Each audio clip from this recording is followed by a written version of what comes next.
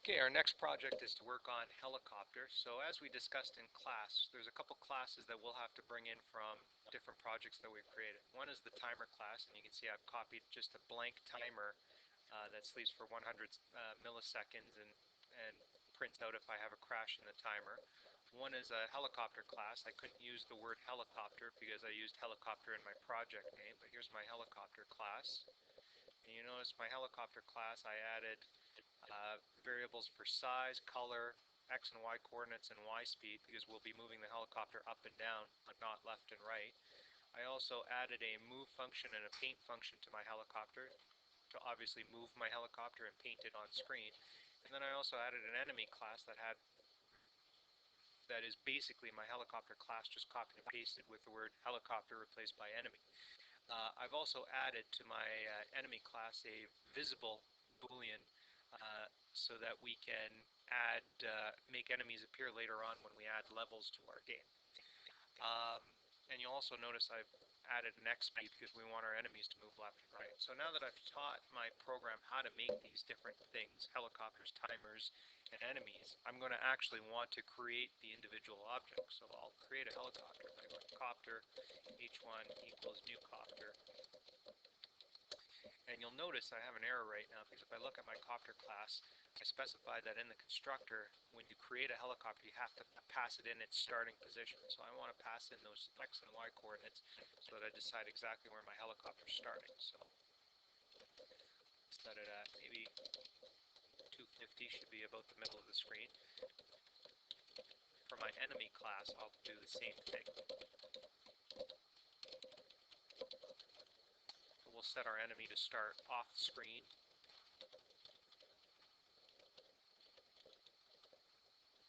Okay, and I'll need a timer variable.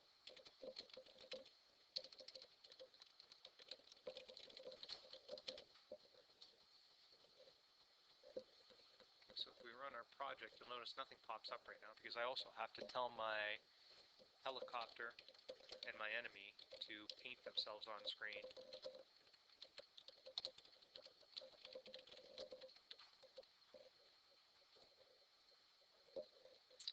So if we run it now, you'll notice there's my helicopter. Remember, we put our enemy off screen so that it's not drawing on screen, so it doesn't start on screen when we start our program. So the next thing I want to do is I want to actually get my helicopter and my enemies moving. So to do that, I'm going to have to start my timer. And then inside my timer class, I'm actually going to have to start moving my enemy. Now remember before, we could always say h1.y is equal to h1.y plus h1.y speed and get our helicopter moving. And if I run my program now, you'll notice my helicopter's falling, so the timer's working correctly. Now, that's the old way of doing it. I could still do it that way, but what I've decided to do in this project is actually have the helicopter handle moving itself. So if I write that move function here, and I look at my helicopter, you'll notice here's my move function, so I can start doing things like my y plus my y speed, but I can also start doing things like if the helicopter goes off the bottom of the screen, print out a message saying you lose if they go off the bottom. So let's see how that works. That happens. Okay, and you'll notice my message popping up, so I can stop the game at that point or reset the variables or reset the score once I have a score variable in there. Now to get my enemy moving, you'll notice I also have a move function in my enemy, where x is equal to x plus x speed, and I start my x speed at a negative number because I want the enemy to move to the left. Okay, so I'll have to add that to my timer.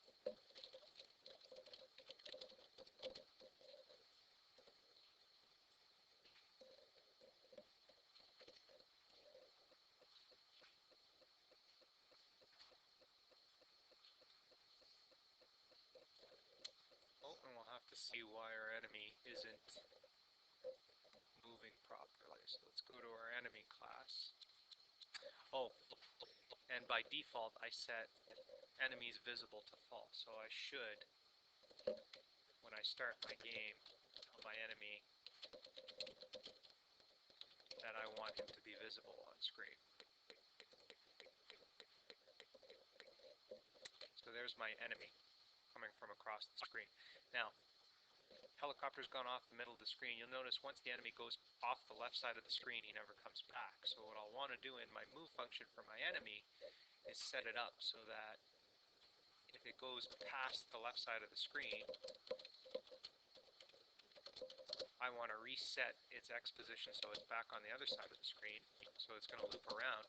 And what I might want to do here is use a random number.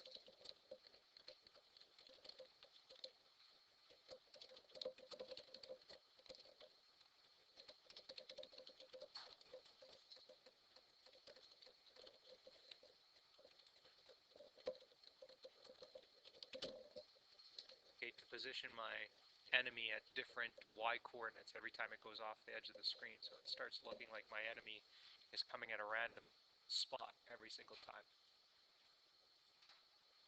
So you notice my enemy picked a different Y location. Let's look at one more. Okay, so now my game looks slightly randomized. Now the next thing I'm going to have to do is give the player control so that they can actually stop the helicopter from falling. So you notice I've implemented key listener already. I've already added a key listener to this program and I've got my functions in here. Well, to get my helicopter to stop falling, what I'll do is on key pressed,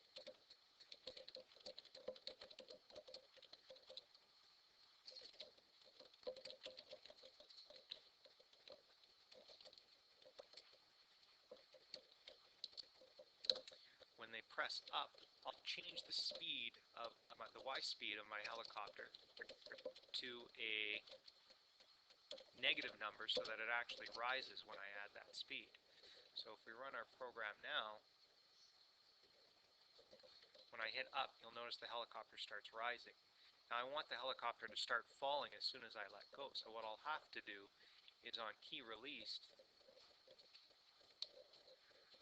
when they press up on key pressed, I'll set the Y speed to a negative number. When they release that key, I'm going to reset the speed back to a positive number so that my helicopter starts falling again.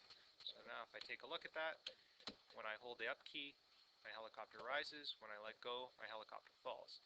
Now, next steps. What I'm going to have to do is I'm going to have to add collision between my enemy and my helicopter. Also, I'm going to want to add more than one enemy.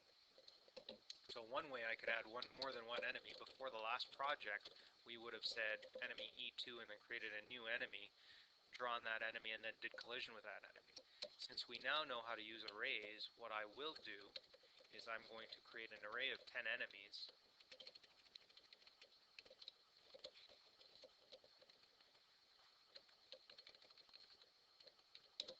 And what I'll have to do is actually loop through, and for my 10 enemies,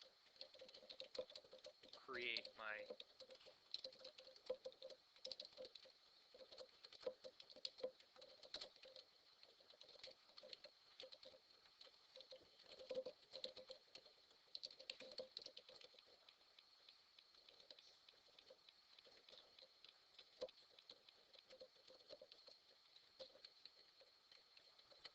create my 10 enemies. Actually create them. I'm going to set only the first one to visible true right now. And then what I'll want to do,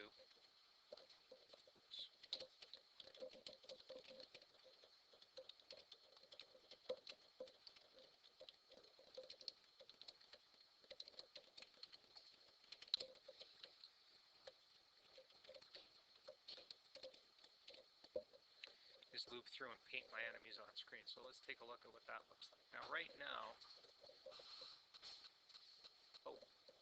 I have to put the move inside the loop as well.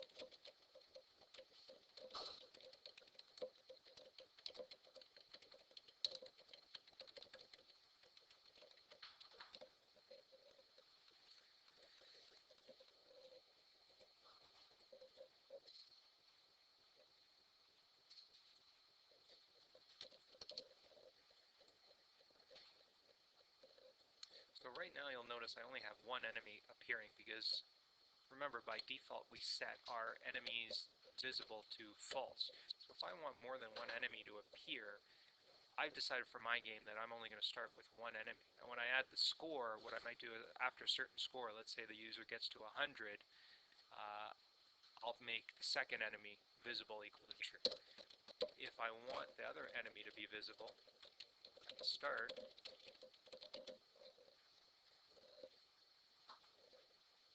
So now you'll notice I have 2 enemies, and I can add as many enemies as I want at the start.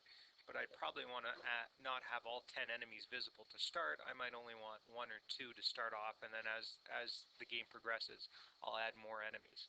Plus, I still have to do collision.